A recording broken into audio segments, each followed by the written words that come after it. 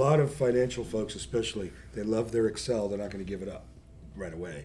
So when we implement, for example, the data model that we've been discussing, it is equally valuable on Excel as it is Power BI. Okay. And that way, if I pull a report into a dashboard, It's the same.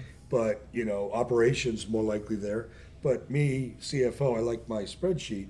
If I grab a measure, cost to complete, it's the same source. So whether I'm looking at it in Oh, Excel okay. or Power BI, because Excel's a great tool, I mean, it Yeah. is. It's just when you have it as a silo of data within itself, not so great, right? Right. I have this PowerPoint slide I actually got from a customer. All hail the magic wizard of spreadsheets. How do we know the data's right? I don't know, but it's pretty.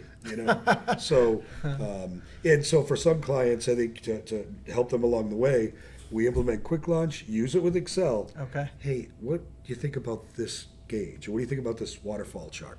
And then they start to mature in their own journey to something visually.